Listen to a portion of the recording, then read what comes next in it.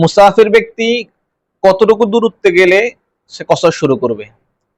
আমরা জানি 48 মাইল তথা 87 কিলোমিটারের বেশি কেউ যদি দূরত্বে সফর করে তারপর কসর করা ওয়াজিব। এবং প্রশ্ন হচ্ছে সে বাড়ি থেকে বের হওয়ার পরে কতটুকু জায়গা অতিক্রম করলে সে কসর করবে। এক্ষেত্রে শরিয়ার মাসালা হলো, ওই ব্যক্তি তার গ্রাম অথবা শহর এর সীমানা ত্যাগ করলে সে কসর করবে।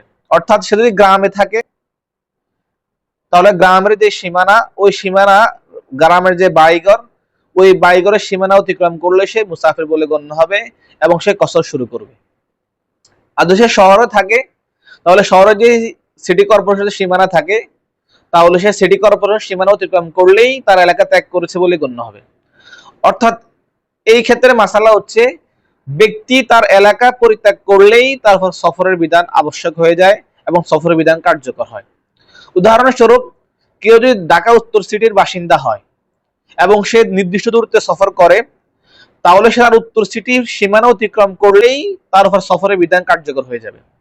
তদ্রূপ কেউ যদি ঢাকার দক্ষিণ সিটির বাসিন্দা হয় তাহলে সে ঢাকার দক্ষিণ সিটির সীমানা অতিক্রম করে অন্যত্র গেলেই তার উপর কসরের বিধান শুরু হয়ে যাবে।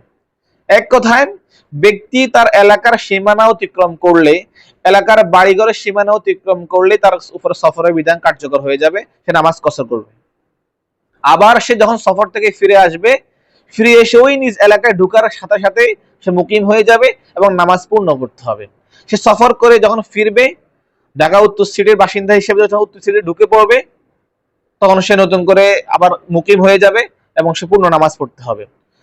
ঠিক তদ্রূপ যেই জায়গায় সে অতিক্রম করলে কসর শুরু করতে হয়, ঠিক ওই জায়গায় ফিরে আসলে তারপর কসর শেষ করে পূর্ণ নামাজ পড়তে হয়।